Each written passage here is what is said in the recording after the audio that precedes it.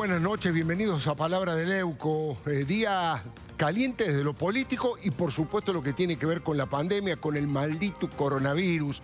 De hecho, la primera información pura y dura que hay que dar es que es el día pico, el día récord de cantidad de contagiados desde que empezó este drama. 438 nuevos casos, ahí estamos viendo en el graph, 438 nuevos casos y en las últimas 24 horas, si sumamos las 24 horas, son 11 los muertos. Hay mucho para conversar de esto y por supuesto de política también, del avance del kirchnerismo sobre la justicia, de los intentos de chavizar muchos sectores de la sociedad, las empresas, las acciones, pero vamos a lo importante, a lo trascendente que tiene que ver con nuestra salud. Por suerte tenemos la posibilidad de contar como invitado con el doctor Adolfo Rubinstein, ex ministro de Salud. Doctor, muy buenas noches y muchas gracias por venir. Hola, Alfredo. La primera pregunta la estábamos conversando fuera de cámara. ¿Por qué usted cree que este número no es tan importante? ¿Por qué no es la forma de tomar decisiones saber que hay 438 nuevos contagiados, doctor? Primero por las características de estos 438 nuevos contagiados. Claramente el foco de la epidemia hoy está casi circunscripto al epicentro que es la ciudad de Buenos Aires y el conurbano, que hoy concentran arriba del 85% de los casos, casi 90% algunos días. Y claramente eso es el foco del resto del país, excepto, por supuesto, los casos que han habido en Córdoba, en Chaco y en otros focos, digamos, sí. Río Negro. En general, yo diría que se está comportando totalmente distinto. Lo que digo solamente es que los casos que se están concentrando en la ciudad de Buenos Aires, por ejemplo, que hoy es el foco más importante en el país, tienen que ver con una búsqueda activa de casos y de contactos en las zonas, en los barrios de emergencia. En el caso de Buenos Aires es en la Villa 31, en la 1114, en otros barrios de emergencia, donde claramente se fue a buscar los casos porque son zonas muy vulnerables, digamos, con viviendas precarias, con falta de elementos, digamos, de hecho hubo problemas de muchísima índole, hacinamiento, mucha pobreza. Esto aumenta dramáticamente la contagiosidad y son esos focos donde hay que ir a buscar los casos, no hay que esperar que se produzcan. Estamos hablando de los barrios de emergencia, estamos hablando de los geriátricos, estamos hablando de las cárceles, poblaciones cerradas. Entonces lo que se ha hecho es lo que hay que hacer. Se ha ido a buscar los casos, pesquisar rápidamente a los contactos. Fíjese que de todos los test que se están haciendo en la ciudad de Buenos Aires, en los barrios de emergencia, casi el 60-70% son positivos de los contactos, claro, que son el 90% asintomáticos. Esto quiere decir que si no se los detectara y no se los aislara para que no contagien a otros, la epidemia se propagaría con una velocidad muchísimo mayor. Entonces, esto es lo que hay que hacer en todos los barrios de emergencia del país, también obviamente en el conurbano de Buenos Aires. Bueno, pero no se está haciendo en el conurbano. No. Entonces la gente se pregunta por qué hay una mayor contagiosidad en las villas de la ciudad y no en la provincia. No, es simplemente porque no se está registrando, no se está midiendo. Porque no se están detectando. Claro. Pero además es población de edades productivas, más jóvenes. Claro, son más jóvenes. Son más jóvenes, bajísima letalidad, de hecho la letalidad es muy baja, es menos del 1%, y es población que es mayoritariamente asintomática, es decir, que si uno no los va a buscar y no los detecta, imposible diagnosticarlos, claro, pero contagian. Ese es el punto. Claro, o sea, mire, concretamente, Alfredo, hay probablemente entre 5 y 10 veces más casos reales que los que están siendo reportados. Claro. Y esto, o sea, tenemos hoy más o menos 9.000 casos, creo que son 8.800. Sí, más o menos, sí. Bueno, probablemente tengamos entre 80 y 100.000 casos en nuestro país. Esa es la realidad, o sea que no estamos descubriendo, no hay una aceleración de casos, más allá de que haya un aumento de la curva de contagios, claro, no hay una aceleración. Estamos detectando los casos que ya existen, que son, claro, reales. Claro. Doctor Rubinstein, usted ha dicho que lo que está faltando es un plan claro de salida de la cuarentena. La cuarentena la tenemos que atravesar, seguramente, no sé cuánto calcula usted, pero en general están calculando en 2-3 semanas, que ahí sí va a impactar en toda su contundencia. ¿Qué sería un plan de salida? Es la primera pregunta. Y la segunda, ¿usted también calcula 2-3 semanas para el gran cimbronazo? Mire, la primera pregunta es, preguntémonos qué es la cuarentena y para qué ha servido la cuarentena. Sí. La cuarentena fue una medida muy oportuna que se tomó en el momento que había que tomarlo, cuando teníamos una curva de contagios prácticamente inexistente, teníamos 4 muertes, en realidad 0,1 muerte por millón, cuando España, Italia, Reino Unido tomaron la misma medida, pero con 100 veces más muertes por millón. O sea que la medida fue muy bien tomada. El tema es cuál es el objetivo de la cuarentena.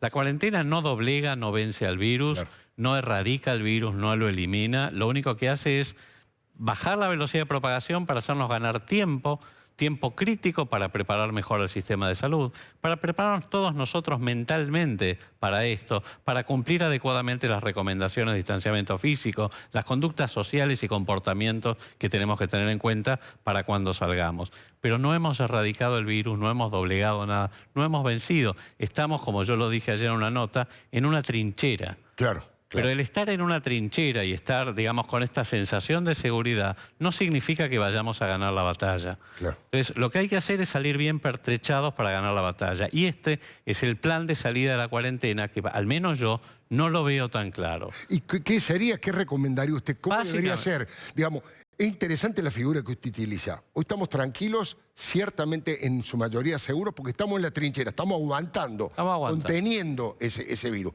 Ahora, para derrotarlo hay que salir a darle batalla. ¿De qué manera? Si no tenemos vacuna y si no tenemos... Exactamente, no tenemos vacuna y no tenemos tratamientos efectivos. Esa es la verdad, porque, digamos, algunos tratamientos que están apareciendo todavía no han tampoco demostrado ser, digamos, la piedra filosofal. Esa es la verdad. Sí. Y la vacuna va a tardar no menos de 1 año y medio. Esa, lamentablemente, es la verdad. Entonces, hasta ese momento tenemos que prepararnos de otra manera. ¿Cuál es la manera? Es salir bien pertrechados para reducir la velocidad de propagación. ¿Qué hay que hacer? Fundamentalmente hay que ampliar críticamente los testeos. ¿Esto qué significa? Ampliar críticamente los testeos significa detectar rápidamente los casos sospechosos. Pero no solamente aislar a ellos, sino aislar a los contactos estrechos que han tenido en los últimos días. A la familia, a los amigos, a los compañeros de trabajo. Y aquellos contactos, digamos, exactamente. ¿Por qué digo esto? Porque hoy más del 90% de los casos son asintomáticos. En la medida que nosotros no los detectemos, los vamos a perder y van a contagiar y van a seguir propagando. Eso es lo primero. Para lo cual, el hecho de que el gobierno haya comprado, digamos, una remesa de test, que no sé si han llegado, pero dijo que habían comprado 500.000 test más, el desarrollo nacional del Instituto Milstein, el CONICET y la Fundación Casalá, que en principio tienen aparentemente una efectividad muy similar a la de la PCR y que, por otro lado, hay una escala donde se va a producir aproximadamente 150.000 en un mes. Con eso habríamos solucionado el mayor cuello de botella que tenemos para salir de la cuarentena. Las otras medidas que hay que tomar son la protección de la población vulnerable. Los ancianos frágiles, sobre todo los mayores de 70, 75 años, es recomendable que no salgan, salvo que tengan una necesidad extrema o para despejarse, digamos, un poquito, pero nada más como aquellos pacientes con enfermedades crónicas serias. Luego hay que tener un abordaje especial en en las poblaciones especiales como las villas y asentamientos, que es lo que está haciendo la Ciudad de Buenos Aires y es muy bueno lo que está haciendo, pero también hacerlo esto en los geriátricos. Recordemos que una enorme proporción de la mortalidad en Europa provino de los ancianos institucionalizados en geriátricos.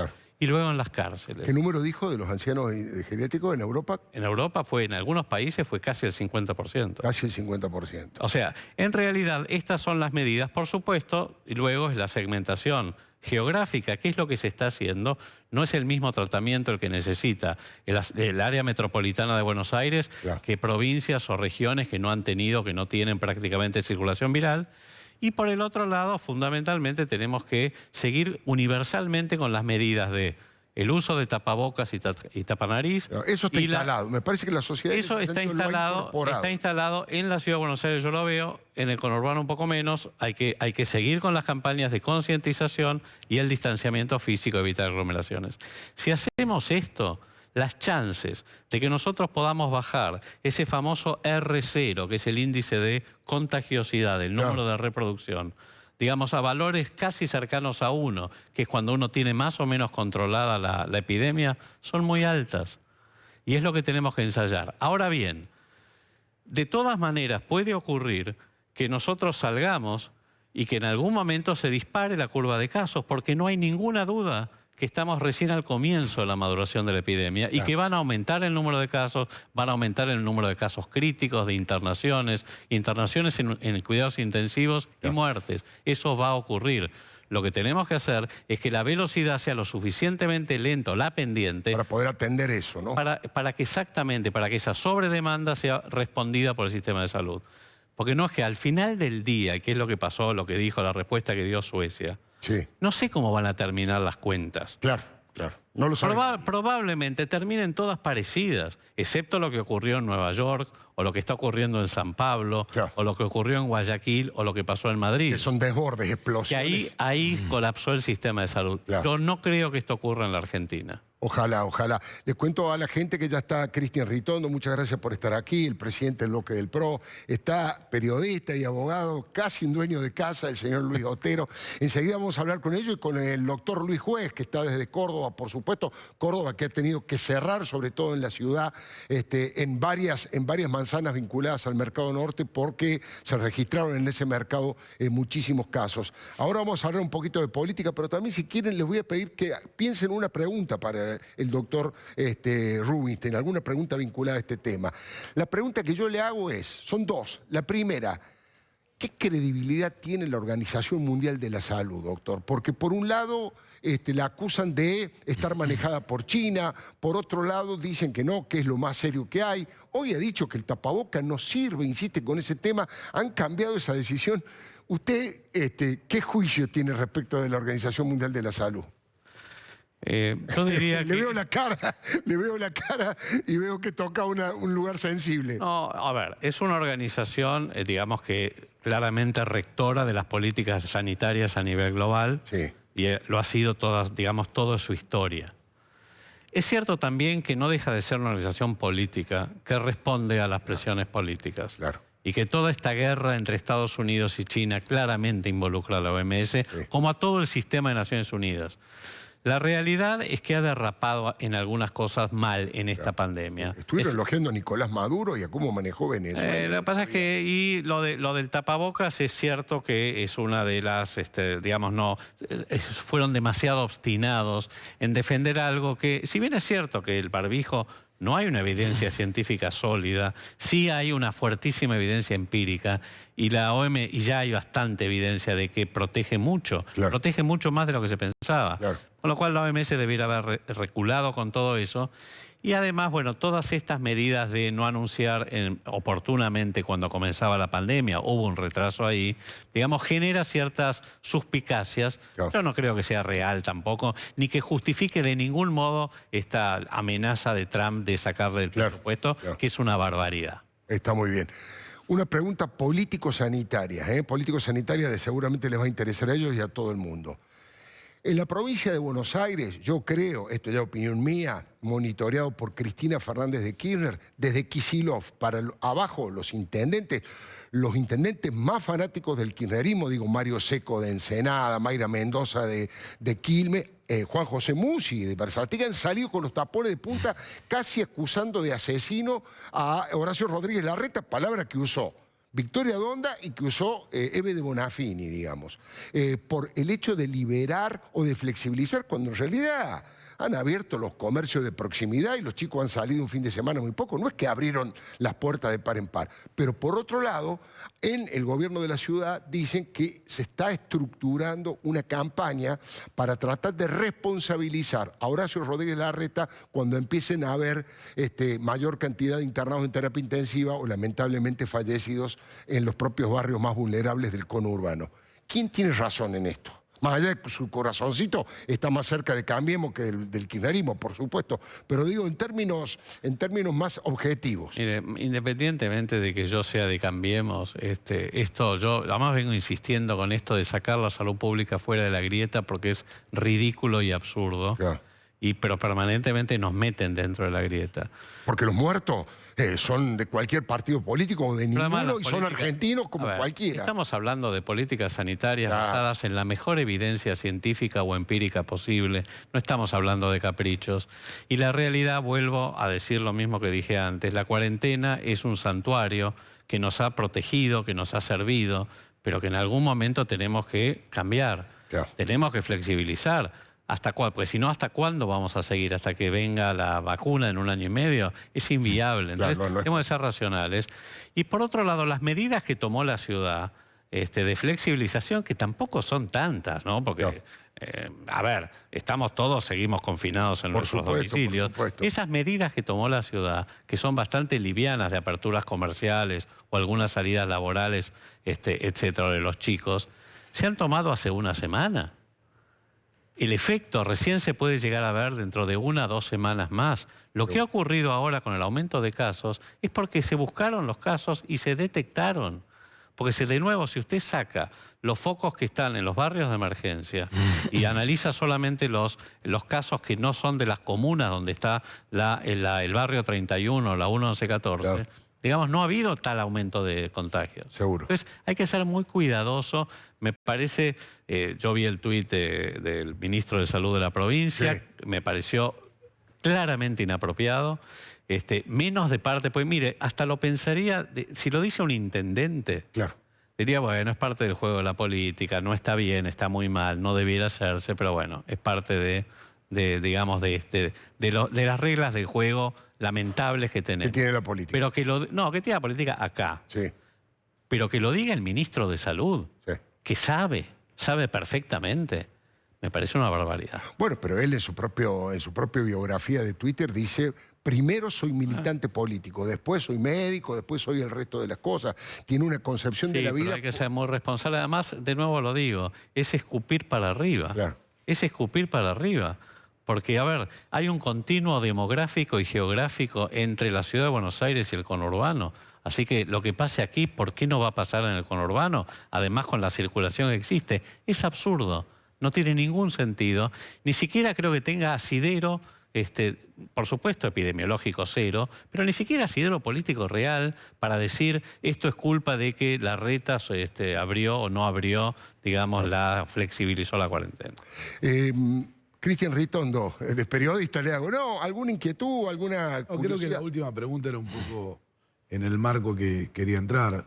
Para mí la provincia de Buenos Aires empezó a tener los primeros casos después de la ciudad de Buenos Aires, que lógicamente, aunque el aeropuerto de Ezeiza esté en la provincia de Buenos Aires, los casos y la contención se dio primero en la ciudad de Buenos Aires. Entonces creo que a partir de eso, y quería preguntar al doctor, para mí la lógica va a ser que, como dice el doctor Fernán Quirós, la montaña se va a dar primero en la ciudad de Buenos Aires y luego en la provincia, pero no va a ser por efecto del contagio de la ciudad, sino porque la evolución, en medida que se acelere el testeo, también va a ser en la provincia de Buenos Aires. No sé si estoy equivocado. Eso, así va a impactar primero en la ciudad, como estamos viendo en cuanto a los contagiados. Yo creo que puede ser, puede ser. La verdad que yo no me atrevería a decir cuándo va a ser este famoso pico ni cuál va a ser la pendiente que tenga. Yo creo que las medidas que se tomaron han aplanado la curva muchísimo y que por lo tanto tenemos que ver cómo vamos a salir de eso, porque también depende de cuáles sean las medidas que se tomen para salir de la cuarentena. Yo creo que va a haber una pendiente no tan fuerte, y probablemente afecte el mismo núcleo urbano. La ciudad de Buenos Aires y el conurbano. No veo razón para separarlas. Está muy bien. Doctor Otero. Si fuera Ginés, o sea, si hoy fuera el ministro usted. Qué periodista, ¿eh? Qué periodista. Muchas gracias. Si fuera él, podría haberlo sido tranquilamente. Si hubiera habido otro resultado en las elecciones. Claro. Hoy, en este momento... No sé, pues me había ido antes. Bueno. Okay. Pero fue en otro contexto. Sí. Que hoy, en este contexto, ¿qué es lo que hay que hacer para empezar a salir ordenadamente? Yo creo que la medida crítica realmente, a pesar de que yo sigo insistiendo con lo mismo y que ya me dicen basta, cortarla con todo esto, es aumentar críticamente los testeos y organizarlo de una manera sistematizada, la detección de los casos y la pesquisa de los contactos. Yo estoy proponiendo equipos de trazadores. No estoy reinventando la rueda, es lo que se ha hecho en los países que han podido controlar la epidemia. Nosotros no tenemos el despliegue tecnológico que tiene Corea del Sur, Taiwán, Singapur, Hong Kong. No lo tenemos. Además que los sistemas de vigilancia que tienen ellos, nosotros tenemos ciertos reparos, yo diría, éticos, ¿verdad? Y morales. Pero sí se puede hacer realmente una vigilancia epidemiológica mucho más activa, con equipos con mínima capacitación epidemiológica. Tenemos el recurso humano, tenemos agentes sanitarios, tenemos el recurso humano como para poder armarlos.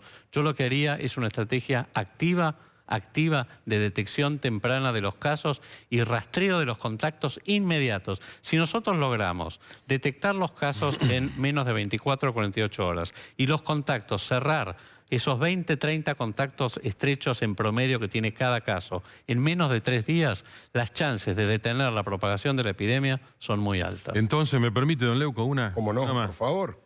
Él nombró Ezeiza. Y cuando se empezó a saber de los casos de coronavirus, que se hablaba mucho en los noticieros y la gente decía, esto del coronavirus está lejos, y algunos decían, ¿va a tardar en llegar o no va a venir acá? Si hubiéramos hecho lo que usted dice en Ezeiza tempranamente, ¿la situación sería la que tenemos hoy? Yo creo que, digamos, la primera etapa, sobre todo yo diría en febrero hasta la primera semana de marzo que se empezaron a tomar las medidas, hubo bastante de vacilación y titubeo por parte del gobierno. Y yo diría más una suerte de ninguneo del coronavirus, en el sentido que, digamos, bueno, las declaraciones de Ginés, ¿no? De que China estaba lejos, de que hacía calor, o de que acá lo que importaba era solamente el dengue. Y yo sí, lo dije varias veces, como si hubiera un virus nacional y popular, Nacan Pop, que era el dengue, y una construcción social del imperialismo, que era el coronavirus, cosa que salió en titulares de algunos diarios. Seguro. Entonces, la verdad es que yo creo que ahí se perdió tiempo muy valioso, por ejemplo, para la compra de reactivos, para el relevamiento del sistema de salud, para comprar algunos insumos. Creo que fue compensado, que ahora ya está, digamos, me parece que también hicieron, yo creo que, digamos, tuvieron conciencia de todo esto y, digamos, las medidas que se tomaron oportunamente y bien, creo que compensaron todo esto. Pero sí hubo cierta imprevisión. Chile, por ejemplo, en el momento que nosotros teníamos 3.000, 4.000 reactivos, había comprado 250.000. Esto fue en la segunda quincena de febrero. O sea que hubo ciertas cosas que demoraron un poco algunas acciones. Me parece que ahora ya está, hay que salir adelante y hay que jugarla todos juntos. Doctor Rubinstein, muy amable. Muchas gracias por haber venido. Es muy requerida su opinión, así que le agradezco que haya venido el programa. Ahora vamos a entrar a la política más política directa, entonces lo libero y lo despido. Mire, enseguidita, por supuesto, vamos a hablar con Cristian Ritondo, con Luis Otero, con Luis Juez, que está desde Córdoba. Pero quiero decirle dónde estoy parado desde el punto de vista editorial. Mire, mientras la inmensa mayoría de los argentinos está preocupado y ocupado con el drama de la pandemia, Cristina y su tropa aprovechan para consolidar su proyecto chavista que incluye una repudiable autoamnistía. Para los más jóvenes, la ley de autoamnistía fue el último intento de fuga de la dictadura militar. El candidato a presidente del peronismo en 1983, ítalo-argentino Luder, en campaña electoral prometió garantizar la vigencia de semejante ilegalidad e inmoralidad que pretendía darle impunidad al terrorismo de Estado. Luder perdió las elecciones, pero Cristina y Néstor lo apoyaron desde su militancia en Río Gallegos. Hoy Cristina está liderando un plan sistemático para lograr impunidad para ella, para sus hijos y para el cártel de los pingüinos. Y eso se llama autoamnistía. Cristina sabe que mientras el cuarto gobierno kirchnerista, que está en el poder, ella jamás va a ir presa, jamás va a ir a la cárcel. Pero para quedarse absolutamente tranquila, quiere voltear todas las causas y a todos los jueces que le involucraron en 8 procesamientos y 8 juicios orales que tiene en marcha. Cristina quiere hacer borrón y cuenta nueva, que su prontuario quede virgen, en blanco, como si nunca hubiera sido la jefa de una asociación ilícita dedicada a saquear el Estado. Y ya le dije que además está muy apurada, casi desesperada por hacerlo cuanto antes. Todos los días hay un paso más. Todos los días hay una señal del copamiento absoluto que van haciendo de la justicia. ¿Quién lidera esto? En la práctica, en el terreno, el viceministro Juan Martín Mena, quien fue además segundo de los espías durante la presidencia de Cristina. Todas las piezas fueron distribuidas estratégicamente en ese ajedrez de la injusticia legítima. Mire, el doctor Carlos Zanini alter ego judicial del actual vice, es el jefe de los abogados del Estado. Después del reclamo que hizo hace unos días Oscar Parrilli, el actual procurador del Tesoro Zanini, hoy también pidió ante la justicia la nulidad de la acusación en su contra en la causa por la firma del tenebroso pacto que firmaron con Irán. Y bueno, también exigió que quede sin efecto la elevación a juicio oral del caso, que, insisto, tiene como principal acusada a Cristina Kirchner, a Juan Martín Mena y al propio Zanini. Hay que recordar que el 7 de diciembre del 2017, el doctor Claudio Bonadío, hoy fallecido, fue el que pidió el desafuero y la prisión preventiva de la expresidenta. En aquel momento la procesó por traición a la patria, encubrimiento agravado y estorbo de un acto funcional, todo vinculado al pacto con Irán como supuesto beneficio para los acusados del atentado a la AMIA. Según la justicia, la expresidenta y sus funcionarios, abro comillas, del expediente, generaron un plan criminal para dotar de impunidad a los iraníes responsables de la voladura de la Mutual Judía. Los privilegios, además, que le dieron a Amado Boudou van claramente del mismo lado. El juez Daniel Obligado lo mandó a su casa pese a que 10 días antes había rechazado esa prisión domiciliaria. El fiscal Javier De Luca se negó a apelar semejante arbitrariedad. Ahí lo estamos viendo a Boudou cuando salió en libertad con el barbijo. En consecuencia, Boudou por ahora no va a volver a la cárcel hasta que la Corte Suprema de Justicia lo decida. Qué tema para la Corte, ¿no? ¿Callará la Corte? En este caso, más que nunca, el que calle otorga. Vuelvo a Javier De Luca. Obviamente es un abogado parido por Eugenio Zaffaroni. Un soldado de Cristina que incluso en su momento, tal vez usted se acuerde, ya había determinado que en el caso Chicone no había delito. Y nadie olvidará que pidió 3 veces que se desestimara la denuncia de Alberto Nisman contra Cristina por el encubrimiento a los terroristas que volaron la AMIA. A De Luca solo le falta proponer que le hagan un monumento tanto a Cristina como a ese malandra de Estado llamado Amado. El caso Boudou es clave por varios motivos. Primero, porque fue el vice de Cristina elegido por ella, solamente por ella. Segundo, porque está condenado en doble instancia a 5 años y 10 meses de prisión e inhabilitación perpetua para ejercer cargos públicos. Y todavía tiene varias causas graves por delante, como la del enriquecimiento ilícito o la coima de $2 millones que le pagó el gobernador de Formosa, Gildo Infran.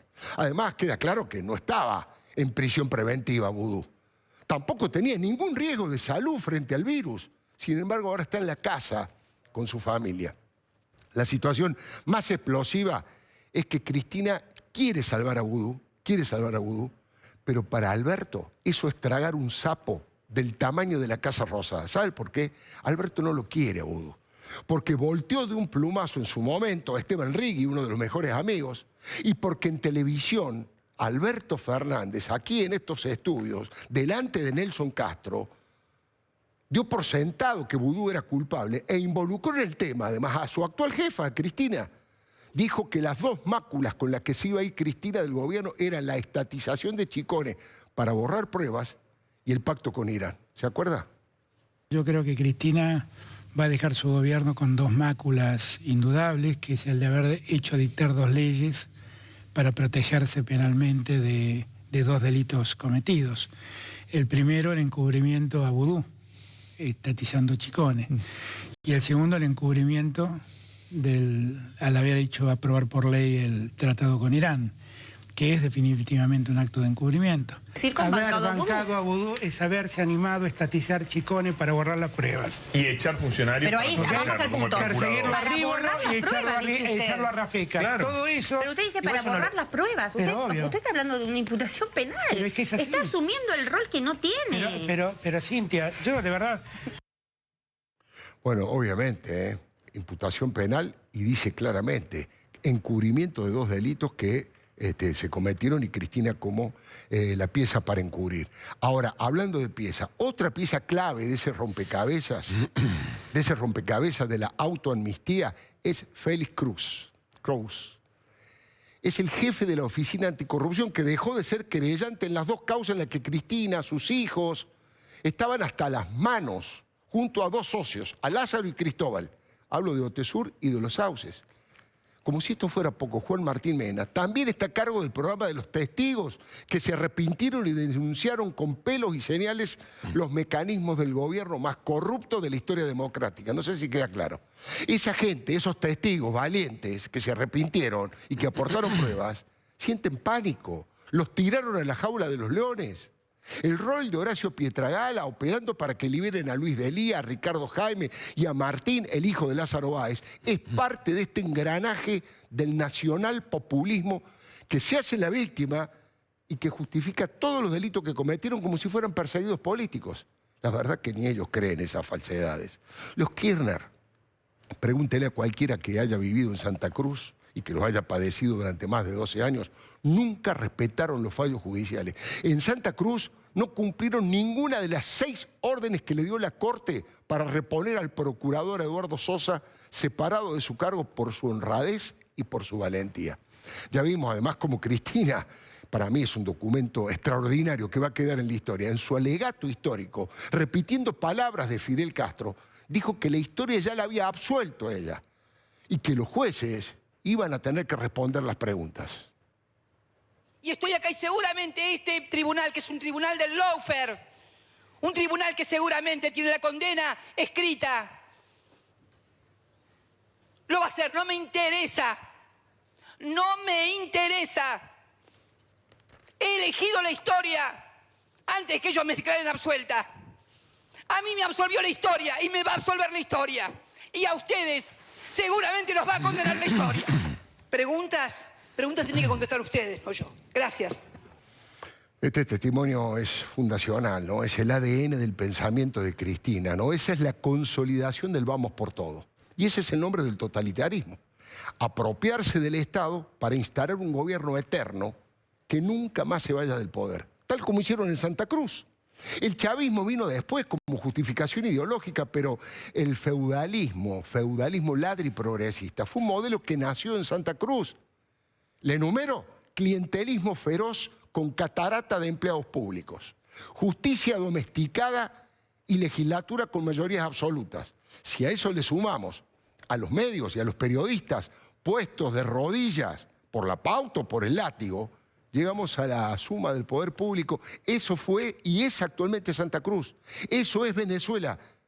Y en eso quieren convertir a nuestra sufrida Argentina. Ese objetivo demuestra que volvieron mucho peores, con una actitud revanchista y que tienen muy claro el rumbo.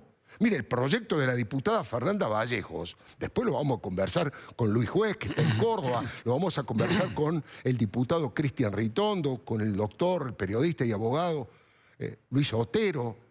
Pero no es un proyecto que es una casualidad o un descuelgue de alguien que es marginal de la política.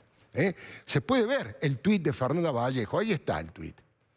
Fernanda Vallejo es del riñón de Cristina Fernández de Kirchner. Es la expresión ideológica de lo que quieren quedarse, los que quieren quedarse primero con las acciones de las empresas a las que ayudan y después quedarse con todas las empresas. Esta fue la verdadera innovación que hizo la corrupción K. Ni Menem lo había hecho. Hostigar a las empresas desde el Estado, a las empresas privadas, y luego comprarlas a precio vil. Lo hicieron con Chicones, lo hicieron con canales de televisión. Ellos los compran o sus testaferros. Perseguirlas con la AFIP y los servicios de inteligencia, sabotearlas con los gremios y finalmente quedarse con todo. Por eso digo que es una actitud extorsiva, mafiosa si usted quiere. Es lo mismo que están diseñando para el campo la producción agropecuaria, la Junta Nacional de Granos. Dinamitar el Mercosur, no darle créditos a los chacareros que ahorren más del 5% de las hojas del trigo, que lo guarden, según lo que ellos ordenen. Y hasta la reforma agraria que propuso Juan Graboy son mojones de un camino que nos lleva derechito a una autocracia sin división de poderes ni libertad de expresión. Ellos hablan de una revolución por etapas. Esta idea absolutamente antidemocrática incluye cooptar a parte de la oposición y debilitar su poderío. De esto vamos a hablar en un ratito con Ritondo, con Juez y con el doctor Otero, por supuesto. La batalla de los Fernández contra María Eugenia Vidal y de Kicillof contra Horacio Rodríguez Larreta tiene esa explicación. Antes del coronavirus, Cristina ya había tirado nafta al fuego al fomentar la pelea contra Rodríguez Larreta y contra una ciudad como esta, que junto a Córdoba siempre le fue esquiva a Cristina y donde hay mayor cantidad de ciudadanos que la repudian a Cristina y no la votarían jamás. ¿Se acuerda cuando Cristina metió cizaña y comparó la ciudad con el conurbano? Potenciando el odio, la fractura social y el resentimiento. Dijo que en la ciudad hasta los helechos tenían luz y agua, y en el conurbano chapotean en el agua y en el barro. Fue La Matanza. Y entonces, claro, cuando uno va a la capital federal, ¿quién no quisiera vivir allí, donde hasta los helechos tienen luz y agua? Donde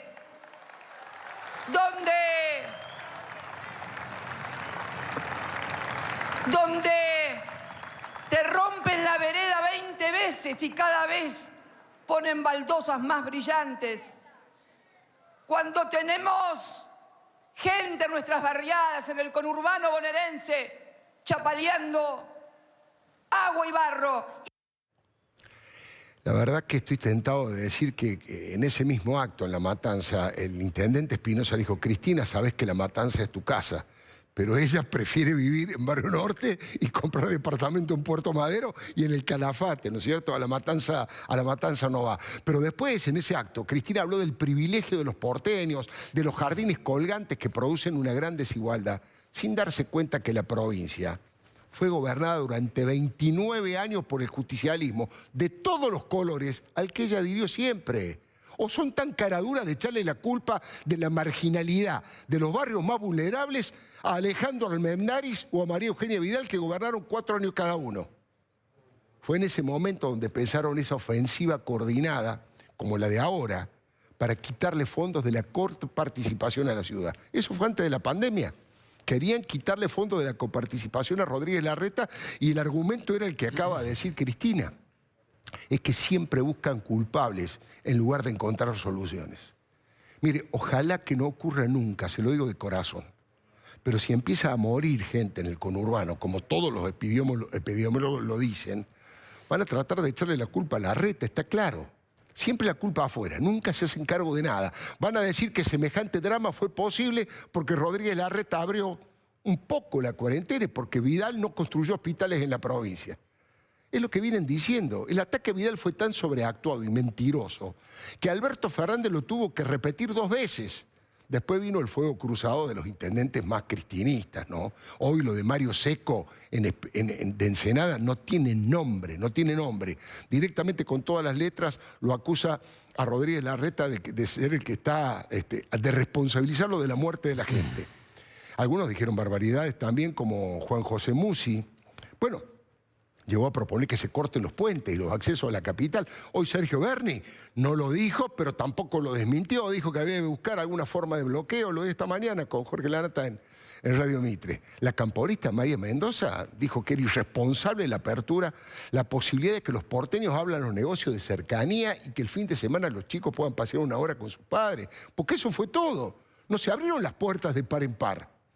Mire, en tiempos normales hay 6.300.000 personas que viajan diariamente a trabajar a la capital y que regresan a sus hogares en el Gran Buenos Aires. Ahora, ¿sabe cuánto lo están haciendo? 1.800.000 personas. Son los que cubren lo que se llaman los trabajos esenciales para que funcionen los supermercados, los bancos, los hospitales. Tienen que trabajar en la capital, además, esa gente, porque décadas de peronismo bonaerense no fueron capaces de generar trabajo genuino y abrir pequeñas industrias y comercios. Toman trenes y colectivos porque en su barrio, en la provincia, no hay trabajo. Y de eso se tienen que hacer cargo. Nadie viaja 2 horas por día porque le gusta. Fueron incapaces de crear fuentes de trabajo y de combatir de verdad la pobreza y la indigencia. Ahora, lo hablábamos recién con el exministro Rubinstein, ¿no? Lo del ministro de Salud bonaerense superó todo, ¿no? Olfatea que en 2 o 3 semanas tal vez el coronavirus puede impactar con mucha letalidad en los barrios más vulnerables de su distrito, donde viven 2 millones de personas. Y la verdad que puede ser una catástrofe humanitaria. Ojalá nos equivoquemos, ojalá eso nos ocurra. Ahora eso parece que lo desequilibró a Daniel Goyán, que fue designado ministro por indicación de Cristina, que también lo tuvo al frente de su gestión sanitaria cuando fue presidente. Les recuerdo además que en ese momento fue procesado junto a Aníbal Fernández por la estafa del Plan Cunitas. No podía jurar como ministro, pero Kicillof dijo que era una persecución política. Y ya está. Goyan fue y volvió hasta que resolvió, como siempre, culpar al periodismo. Publicó un mapa donde la capital estaba en rojo y decía que ese era el mayor riesgo de radiación del coronavirus. Y por radio dijo que no estaba de acuerdo con la apenas moderada flexibilización que hizo la ciudad. Después hizo declaraciones más contemporizadoras, dando marcha atrás, y al final dijo lo que todo el mundo le estaba diciendo a él. No jodan, che. Son cuestiones de vida o muerte. No jodan. Ahí podemos ver el video de Goyan contra Larreta diciendo que son cosas de vida o muerte. Es clarísimo que son cosas de vida o muerte. ¿Ahora alguien lo escuchó? ¿Horacio Rodríguez Larreta hacer algún tipo de declaración política en contra de Kicillof? Jamás. Y dijo además después que fueron los medios que todo el tiempo están buscando conflictos. Su par de la ciudad, el doctor Fernán Quirós, le salió el cruce, pero con mucha elegancia. Ahí está el tuit. Sus mensajes generan miedo y confusión, le dijo. Sus mensajes generan miedo y confusión. Por eso le digo que Cristina no para de tirar más leña al fuego. De una grieta que está al borde de caer en turbulencias callejeras. Y eso es de una irresponsabilidad gigantesca. Con tal de salvarse, Cristina es capaz de incendiar todo. Como suele ocurrir, fue Julio De Vido el que lo expresó de manera más rústica y evidente cuando dijo en una nota: nuestra tolerancia, dijo De Vido, va a hacer que Larreta sea presidente en el 2023 para que vuelva a joder a los jubilados. Kirchner no era así, dijo don Julio. A los delincuentes hay que denunciarlos, no tolerarlos. Adelante, don Julio. El virus no es una casualidad que apareció en Buenos Aires y que se propaga en Buenos Aires. Y que lo propagan quienes no lo adquirieron, porque los que lo adquirieron fueron los caceroleros que viajaron a Miami y que ahora vienen a tocar la cacerola acá y eso trajeron la peste a la Argentina. Y hay que terminar de ser condescendiente con delincuentes. A los delincuentes hay que denunciarlos, no tolerarlos. Nuestra tolerancia va a hacer que Larreta sea presidente en el 2023 y vuelva a joder a los jubilados, a Favalor y toda la mugre que hizo con la ciudad de Buenos Aires. Bueno, que vuelva a joder a los jubilados, dice justo hoy, don Julio, de los jubilados. Le metieron la mano otra vez en el bolso a los jubilados. No aparecieron los artistas kirchneristas diciendo con los jubilados, no aparecieron. Entre 500 y 14.000 pesos le robaron de acuerdo a la escala de ingresos que tienen los jubilados. Le sacaron, si lo comparamos con la fórmula que se había establecido en el gobierno anterior, al cual, como dice la titular del PRO, Patricia Bullrich, le tiraron toneladas de piedra en la puerta del Congreso. Es que no para nunca. Más dinero, más impunidad. Los superpoderes para Santiago Cafiero, para que los maneje como se le cante, sin control y en contra de la Constitución, la friolera de 498.000 millones de pesos. Es un verdadero mamarracho que vacía de contenido el presupuesto. ¿Y el Congreso de la Nación? ¿Para qué está el Congreso? La verdad, Cristina no quiere cerrar ninguna grieta. Aquella frase de Cristina eterna solo fue un anticipo. Solo fue un anticipo. El vamos por todo, una confirmación. Divide y reinará sigue siendo el lema monárquico de la reina. Ya lo lograron con Ricardito Alfonsín, que bueno, es muy poco representativo, pero van a ir por otros, Ahora lo vamos a conversar con Luis Juez, con Cristian Ritondo y con Otero. Ya se habla de que algunos legisladores del radicalismo, del PRO, serían capaces de votar a Daniel Rafecas como próximo jefe de todos los fiscales. Y esa sería la frutilla de la torta de la impunidad absoluta y de la colonización total de la justicia. Ahí lo podemos ver a Rafecas con Alberto. Es tan grande la bronca que hay en la oposición que ayer hicieron circular un meme que muestra las terribles contradicciones de la actual coalición de gobierno. Es una mezcla de declaraciones que todos hicieron contra todos hasta terminar en la boleta del frente de todos. Vale la pena verlas, un poco una chicana con cierto humor. Gran parte de los descalabros que vivimos en la economía son responsabilidad de Kicillof. El forro de Massa, la expresidenta. Sí. ¿Qué crees que va a hacer? Yo no sé qué va a hacer, yo le diría, si piensa en el país, lo que tiene que hacer es no ser candidata. Y el que la manda a hacer eso es Sergio Massa. Hay que invocarlo también, ese hijo de puta. Yo voy a barrer a los ñoquis de la cámpora que nos quieren dejar. No te vas a volver a juntar con los kirchneristas, ¿no? Nunca más. Para mí es una etapa terminada. De verdad. Superada. Porque el peronismo solo fue patético con Cristina. Wow. Fue patético, fue el partido de la obediencia, fue el partido que solo le dijo que sí al poder. No sé qué va a pasar el jueves en el PJ, qué mierda van a hacer estos imbéciles, pues son unos imbéciles importantes. Yo soy peronista, claramente, siempre he sido peronista. Yo del Frente para la Victoria. Y todos saben que soy peronista. Antes decían representado. kirchnerista, ahora cada vez menos. Esos son los títulos que nos van poniendo. Ay, es tragicómico, ¿no? Cuando Cristina dice lo del PJ son unos imbéciles importantes. Después el presidente a Gioja lo manda a que se suture lo que usted ya sabe. Con esto termino y vamos a escuchar a nuestros invitados. La ironía humorística como esta también es un instrumento del debate político. Todo lo que sea legal y todo lo que sea pacífico sirve para defender la república, la democracia y la libertad. Y en eso estamos. Le doy mi palabra. Bueno, diputado Ritondo, de todo lo que ha visto, ¿qué es lo que más le preocupa, le interesa, quiere reforzar, quiere contradecir? ¿Qué quiere decir? Lo que me parece increíble que todo este suceso de cosas que venimos planteándolo del interbloque Juntos por Buenos Aires, de Juntos por el Cambio, son cuestiones que se están dando en un proceso de pandemia en la Argentina, donde los argentinos están preocupados con las cosas que les pasan todos los días. Están preocupados con el miedo a contagiarse, con si mañana va a poder abrir su negocio, si va a poder pagar sus impuestos, si va a poder pagar a su empleado, si va a seguir teniendo trabajo, si la pyme va a tener el capital para reabrirlo, cuándo va a reabrir. Todos estos miedos, si los chicos van a volver a la escuela, las cuestiones que le pasan a la mayoría de los argentinos. Mientras tanto, nos enteramos por un decreto que la función del Parlamento, con una firma del presidente, se la dan al jefe de gabinete. Nos enteramos... Ni siquiera al presidente, no, al jefe de gabinete. El jefe de gabinete, con una ley que establecida por la oposición, donde nos fijaba en nuestro gobierno que lo máximo que podíamos modificar para el último año del gobierno de Mauricio Macri era del 5%. Claro. Y que en diciembre, ley que nosotros no votamos, que fue la ley de emergencia que mandó el propio presidente, era del 7,5%, retrocediéndola al primer año. Y ahora hacen esto.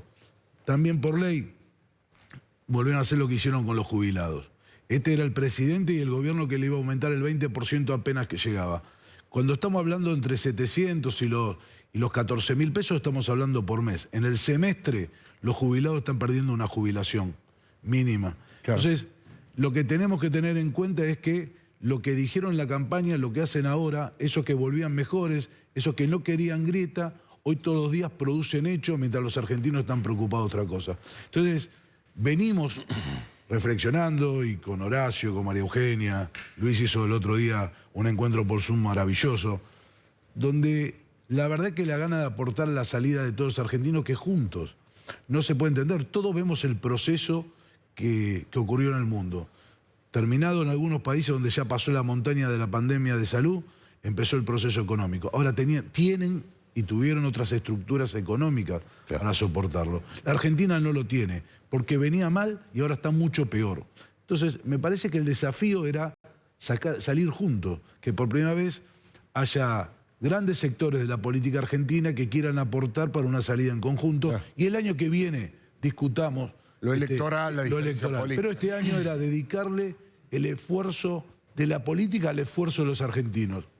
Y estas cosas, que las enumeraste tan bien, Alfredo, hacen perder la paciencia porque se vulnera la institucionalidad, la división de poderes, el de la justicia, el del Parlamento. Y me parece que es época de la Argentina de otra cosa, pero principalmente por respeto a todos los argentinos, a los que nos votaron a nosotros y a los que lo votaron a ellos.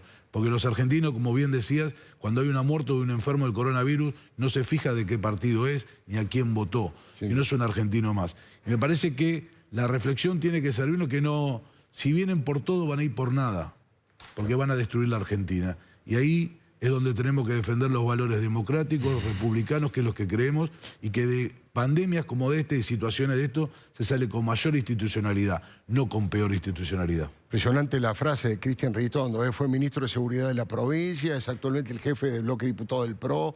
Si van por todo, se van a ir finalmente por nada porque van a destruir la República. Luis, de todo eso, ¿qué es lo que a vos personalmente, como periodista, como hombre de la política, como abogado, te preocupa más? Bueno, te lo resumiste vos recién. Contradicciones inexplicables a las que parece que nos hemos acostumbrado, es decir, son así. Claro. Justificación de lo injustificable en forma permanente. Y por ahí creen que somos tontos. que la gente no entiende, que la gente no ve. Y se sigue hablando, generando y construyendo un relato que hasta parece que él siguiera siendo ministro de Seguridad de la provincia de Buenos Aires y María Eugenia Vidal la gobernadora, porque sigue teniendo la culpa de todo. Claro. Y hace meses que hay un gobierno distinto, parecido al de 29 años anteriores, que no cambia las cosas, ni parece con intención de cambiarlas. La deuda no se resolvió, el presupuesto no está, sin presupuesto no podés planificar. Hay deudas muy fuertes en la provincia de Buenos Aires con los municipios, sobre todo en el sistema AMBA, creado por María Eugenia Vidal.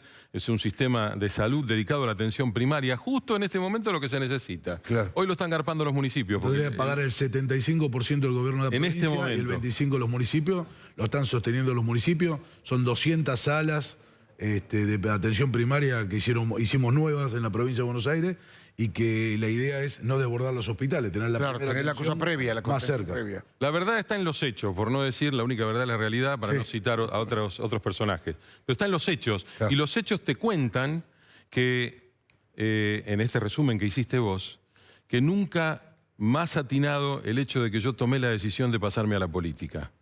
Cuando entré, pisé el primer escalón del canal, me agarró como una electricidad. ¿Qué te parece? Una locura, porque... Muchos años.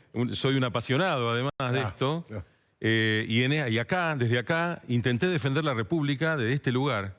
Pero más que nunca creo que hay que unirse para defender la República. Y en eso estoy trabajando. Tratar de que desde la oposición estemos todos unidos para que se defienda la República, para que no nos pasen por arriba otra vez. Y acá es la definitiva, me parece, porque lo dijo él. Después de esto, si no estamos alertas, si no levantamos la voz para que se haga justicia en donde quieren impunidad, si no levantamos la voz para que se proteja y se defiendan las instituciones y la República y el federalismo pisoteado hoy en día, nos vamos a quedar sin nada. Quiero además aclarar que acá se ha cerrado una grieta. El señor es hincha de Independiente, el señor es hincha de Racing. No lo quise decir. Menos mal que nosotros los cordobeses con Luis Juez, los dos somos hinchas de Talleres. Doctor Luis Juez, muy buenas noches. Lo recibo con una sonrisa, pero le quiero preguntar a usted qué es lo más le preocupa de todo esto que hemos estado hablando. ¿Qué es lo que usted considera que hay que seguir de cerca y poner la lupa, doctor? ¿Cómo le va? Buenas noches. ¿Cómo están ustedes? Buenas noches. Hola, Luis. ¿Qué tal? Hola. A mí me preocupa todo, porque son unos imbéciles importantes. Tienes razón en eso, Cristina. Porque van a ir por todo. Si yo le hablara de mi métier, le diría que lo que más me preocupa es esta compra de impunidad e inmunidad por la que va a ir Cristina. Claramente es parte del pacto que tiene con Alberto. Y ninguna pandemia nos puede a nosotros, el tapaboca, tapar los ojos para no mirar esta realidad. El acuerdo de Cristina con el presidente Fernández claramente es para lograr impunidad para ella y su familia. Es su objetivo, poder ya lo tuvo, plata no le hace falta, exposición la conoce todo el mundo. Claramente lo único que le preocupa a ella son causas que tienen que ver con hechos monstruosos de corrupción. Y va a ser lo imposible, sabiendo que tenemos una justicia genuflexa, sabiendo que puede llevarse todo por delante. Las últimas decisiones, usted lo dijo recién, Alfredo, la decisión del titular de la Oficina Anticorrupción. Yo fui fiscal anticorrupción de Córdoba. Claro, me acuerdo. Primera condición, si vos no estás en condiciones de investigar al tipo que te firma el decreto, te tenés que ir. Claro. Uno de los dos, porque hoy, entre las tantas promesas incumplidas, yo cuando escucho las declaraciones a que puso usted, Alfredo, del presidente, y con todo respeto, no quiero agradar la autoridad del presidente en momentos donde la necesita con fuerza, porque son momentos de mucho nerviosismo, de mucha zozobra colectiva.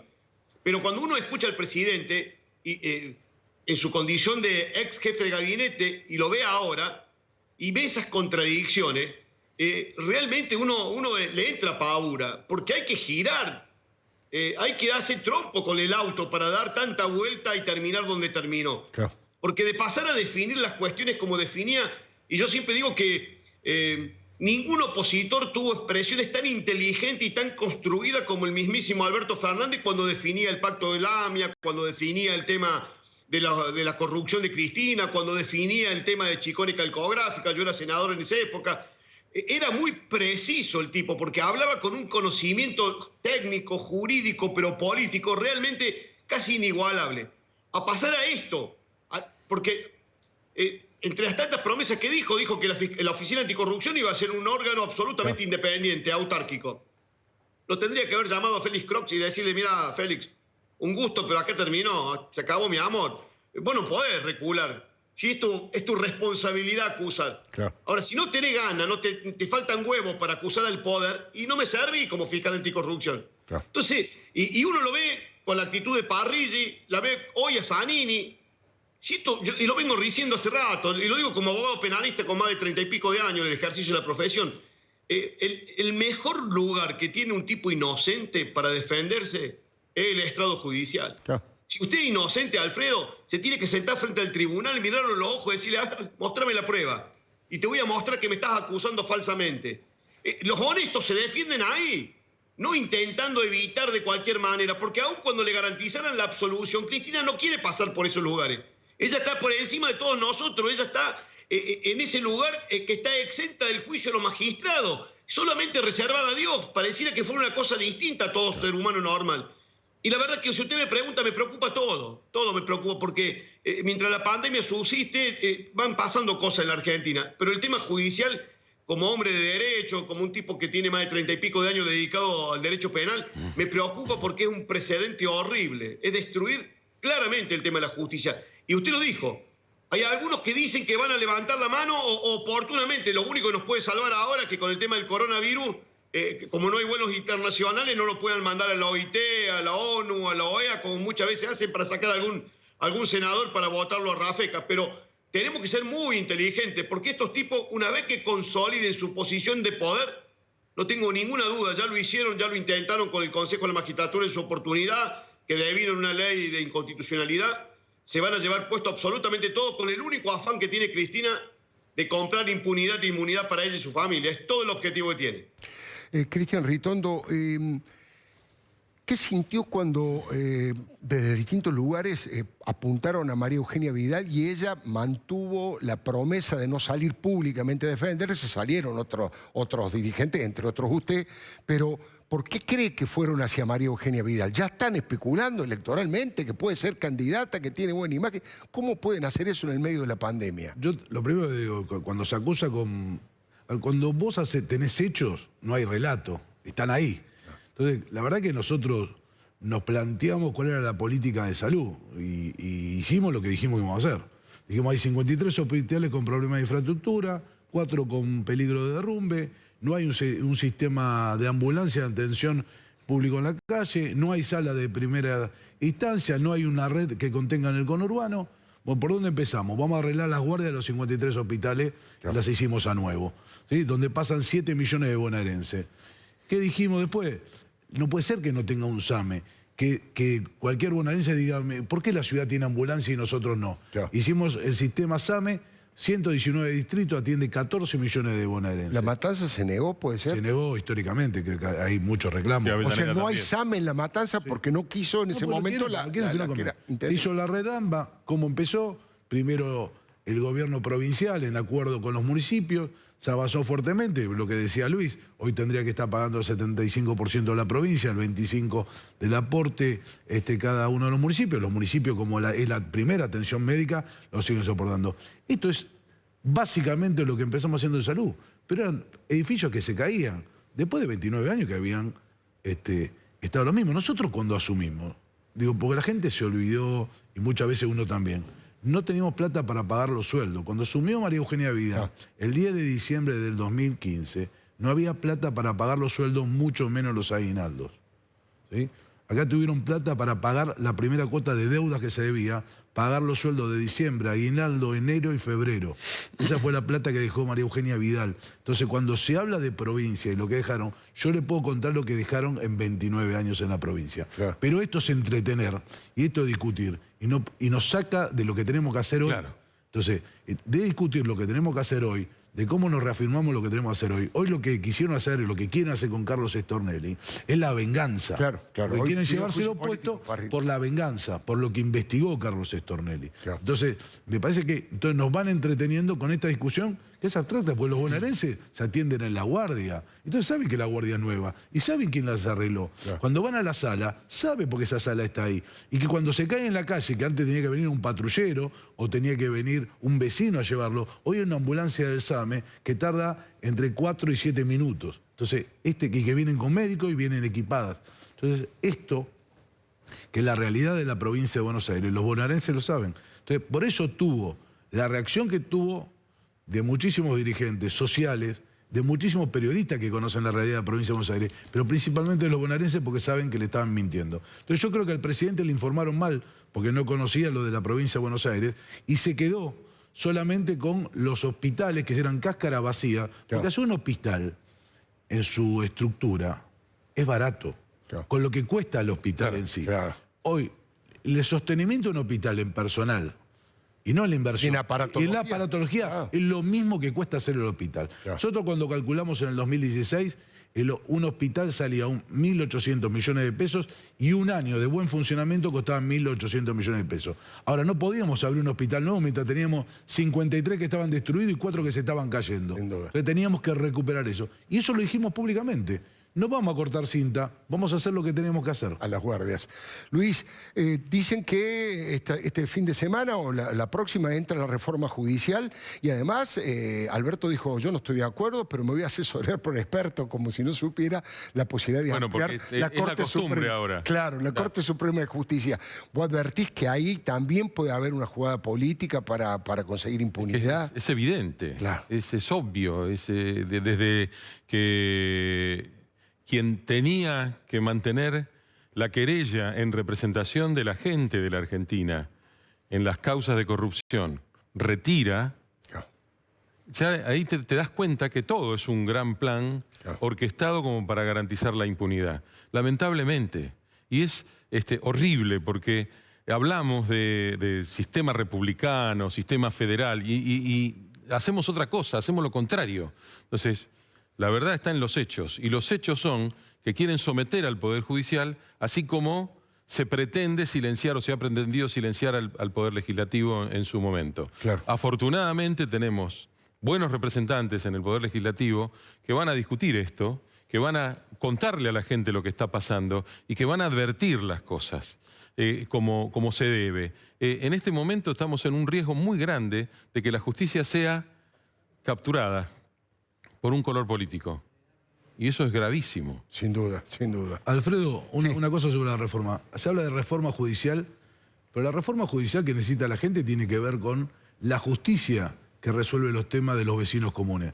Y acá lo único que apunta es una reforma de la justicia federal, que lo que resuelve son los problemas que tienen los funcionarios. Los funcionarios, entonces, es una gran mentira. Políticas. O sea, es una gran mentira que es una reforma. Porque una reforma judicial, me encantaría debatirla para entender que aquel que estafaron, aquel que vendieron un producto que no era, que está años, que está discutiendo, justamente, esos que están años discutiendo detrás de la justicia, esperando que se haga la justicia, para visitar a su hijo. Bueno, esos problemas se los resuelve.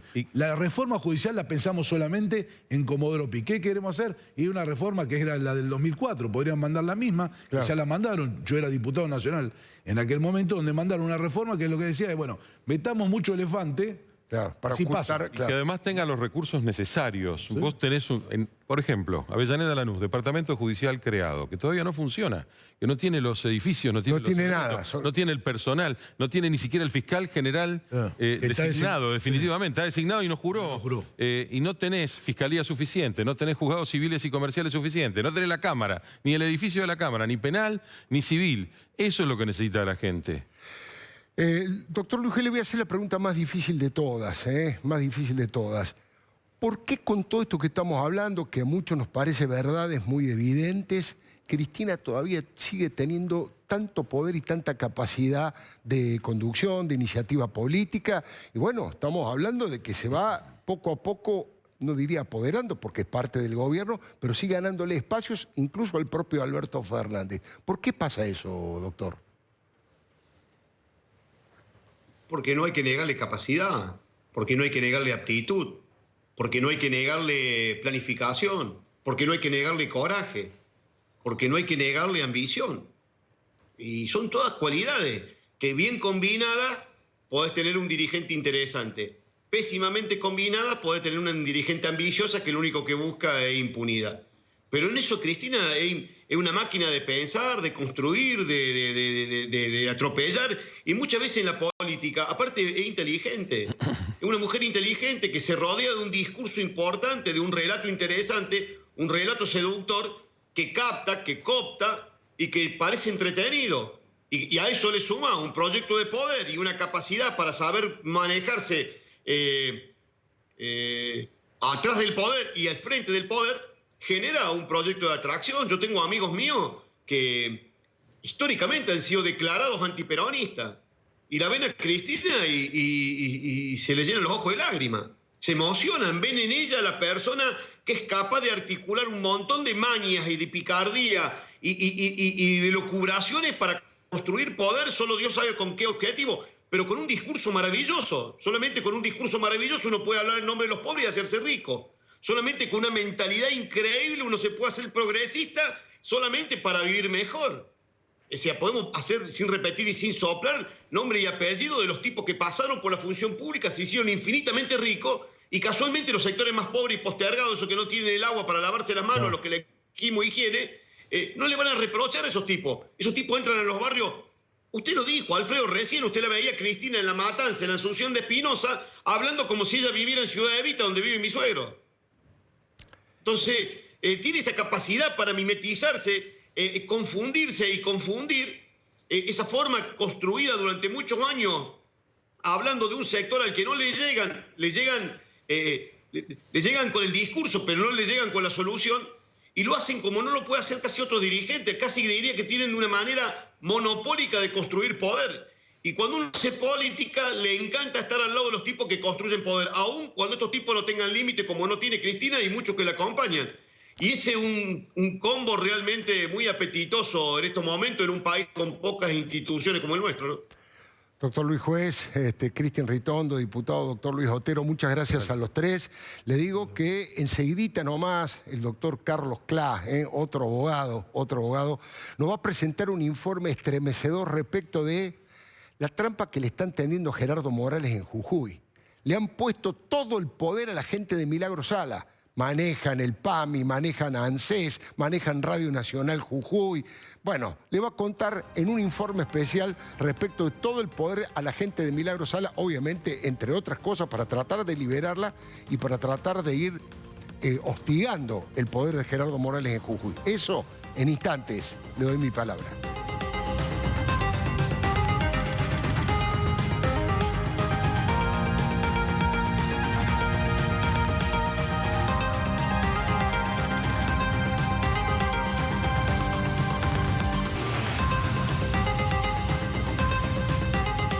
Bueno, lo prometido, el informe especial del doctor Carlos Claes respecto de todo el poder a Milagro Sala. ¿Cómo puede tener poder alguien que está preso si gobierna el radicalismo? Lo va a contar el doctor Claes. Buenas noches, Alfredo. Creo que el análisis que hiciste rápidamente antes de irnos a la pausa es exactamente lo que están pensando en Jujuy.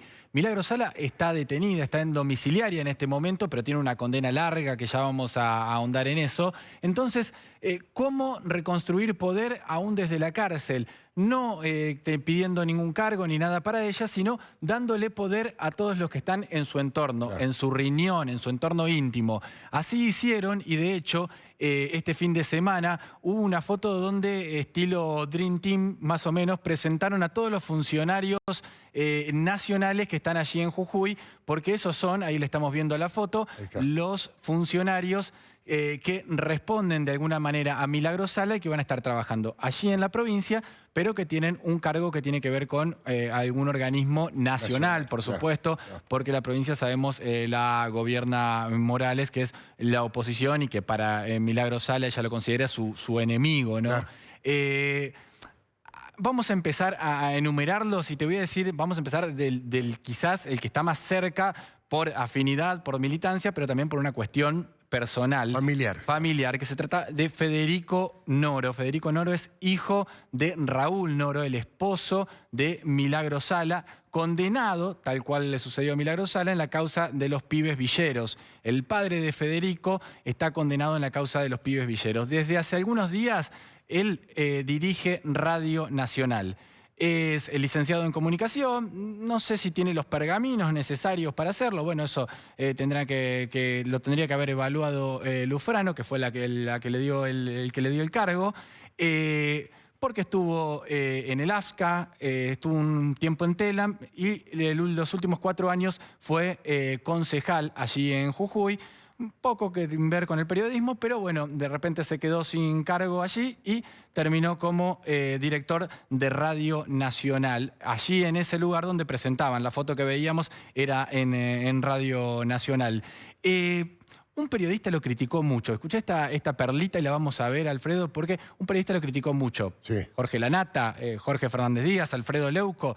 No, el periodista que criticó a Fernando Noro, el hijastro, si se quiere, de Milagro Sala, se llama Horacio Berbisky. Mirá vos. En su libro sobre Milagro Sala, un libro editado en el 2017, del que también participó, por supuesto, Gómez Alcorta, allí lo dice, ahí estamos viendo la tapa, le dio un poco duro al hijastro de Milagro Sala, que ahora es el titular de Radio Nacional. A ver si podemos ver lo que le dijo. A ver, me voy a acercar un poquitito. Sí. Justo antes de eso hay una anécdota donde Milagro Sala les dice, bueno, esta va a ser la lista, y entonces alguno se anima a decirle, pero yo quiero opinar, y le dijo, ahora escucha y callate.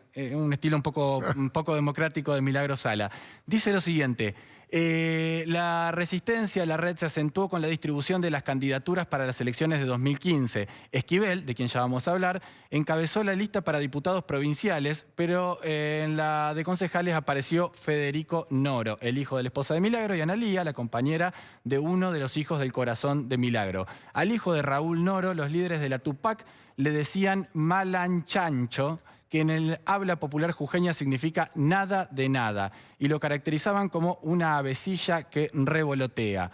Lo toleraban porque Raúl era el compañero de Milagro, pero nunca lo sintieron como propio. Era un Malanchancha. Malanchancha le dicen a Noro, que ahora es director de Radio Nacional. Así le dicen, nada de nada, la traducción del nuevo director de Radio Nacional. No lo cuento, insisto, no lo cuenta nadie que ningún opositor, un nadie hombre crítico, ya. ¿no? Lo cuenta el mismo Horacio Berbisky. Lo primero que dijo Federico Noro sobre este nuevo cargo, dijo, bueno, por supuesto que le agradeció a Rosario Lufrano, que lo nombró, dijo, lo que queremos hacer nosotros en este gobierno de Alberto y Cristina es recuperar lo bueno que se hizo en los medios públicos, volver mejores, como dice el presidente. Hasta ahí bien, punto y seguido. Sí. Hay que ser responsables en ver a quién se invita, insistir con algunos temas y debatir algunos roles de la sociedad. O sea, iba prudente. Moderado. Iba moderado hasta que vamos a invitar a los que nosotros querramos. Hasta ahí va a ser. Bueno, otro de los nombres que ahí decía Berbisky y que tiene cargo, se llama Juan Manuel Esquivel. Una figura de la Tupac. Una figura de la Tupac. Un brazo, si se quiere, de los más duros de Milagro Sala, con varios ejemplos de cuestiones que tienen que ver con violencia, incluso dentro de la Tupac Amaru. Bueno, ese hombre va a ser el nuevo titular del PAMI, nombrado entonces por Luana Volnovich, con quien ya se juntó con Luana Volnovich, es decir, alguien del riñón de Máximo Kirchner, de la Cámpora, junto con alguien del riñón de Milagro Sala. Va a dirigir entonces el PAMI allí en Jujuy. Fue diputado provincial hasta diciembre del año pasado. Intentó ser reelecto, pero no lo consiguió. Te decía que es uno de los brazos armados y uno de los tantos ejemplos que tiene Esquivel, ¿eh? No, y cacheteador, Sí, apretador, patotero, con la propia gente de la Tupac. E incluso ese va a estar en el PAMI. Ese va a dirigir el PAMI. Por su sensibilidad y por su buen trato. Me imagino que sí. Pero incluso tiene casos hasta con el gobernador Morales, donde claro. Cuando hace un tiempo atrás fueron a reinaugurar las piletas de la Tupac Amaru, él se acercó con un montón de gente, él a la cabeza, dirigiendo ese movimiento, para insultar, para intentar provocar al gobernador, que se terminaron yendo del lugar para no generar ningún tipo de agresión. Y si se quiere, el último de este sector más cercano a Milagro Sala, que ahora tiene un cargo allí en Jujuy, se llama Adrián Mendieta, es exintendente del Carmen, fue candidato a gobernador, no lo logró, pero ahora dirigirá ANSES en Jujuy. Es dicen allí en Jujuy, el más moderado. Es cercano, le responde a Milagro Sala, pero es un hombre, vos sabés, Alfredo, que el PJ en Jujuy está dividido. Hay un PJ más cristinista, un PJ más moderado. Es un hombre ya con cierta espalda política, por haber sido intendente de una localidad jujeña, que tiene trato con diferentes sectores. Entonces, es cercano a Milagro Sala, no hay duda, pero no deja de ser cercano a otros sectores. De hecho, uno lo ve hasta en la manera de declarar de cada uno, ¿no? En los otros dos es una cosa muy verticalista hacia Milagro Sala. En él ya las primeras declaraciones, al asumir como jefe de ANSES, fue bueno, por supuesto, agradeciendo a Alberto y a Cristina, pero avisando que van a trabajar de manera coordinada con el gobernador, opositor, por supuesto, absoluto a Milagro Sala. Si querés, después de la tanda, te comento la situación judicial de Milagro Sala. Claro, ¿cómo está ahora, juez? ¿Cómo está ahora y por qué empieza por rodearse de gente para darle poder a los suyos y ver después cómo puede zafar ella, ¿no? Bueno, muchísimas gracias. Enseguida volvemos, ¿eh? Mire que faltan buenos datos del poder para Milagro Sala.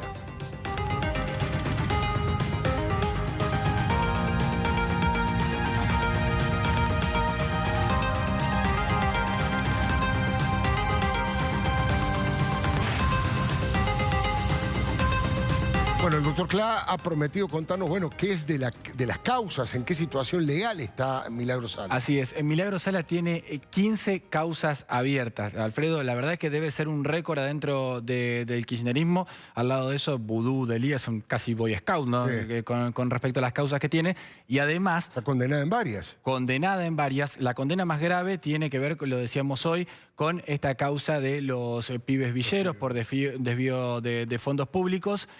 13 años y ya ratificación del Supremo Tribunal de Jujuy. O sea, ya llegó a la última instancia, ratificaron la condena, no hay vuelta atrás. Por eso tiene que ver con que intentaron incluso intervenir la justicia de Jujuy porque ven que no hay otra solución hoy, Alfredo. Las causas, dicen allí en Jujuy, que tienen que ver con las cuestiones federales, bueno, esas van a ralentizarse sí o sí. Pero las causas provinciales van a seguir avanzando. De hecho, tiene otra condena por la causa de los huevazos a Gerardo Morales, cuando era senador, no todavía gobernador, pero bueno, esa también tiene condena. Y otras causas más en trámite. Lo que no se explican es, bueno, ahora tiene que ver con la pandemia, pero lo que no se explican es que hacen domiciliaria desde 2018, cuando ya tiene la ratificación de la Suprema Corte, digamos, de la Bueno, fue una movida que armó precisamente Horacio Berbisky con la Comisión Interamericana de Derechos Humanos, con la ministra Elizabeth Gómez Alcorta. Armaron una movida internacional para que los derechos humanos le exigieran al gobernador, y el gobernador, por no generar conflicto, accedió al pedido internacional. Mientras tanto, entonces, para empoderarse nuevamente, logró que nombraran a todo su entorno íntimo para bueno, empezar de nuevo a construir poder allí en Jujuy. Buenísimo, no se vaya, todavía queda algún detalle más. El poder a Milagro Sala, ya venimos.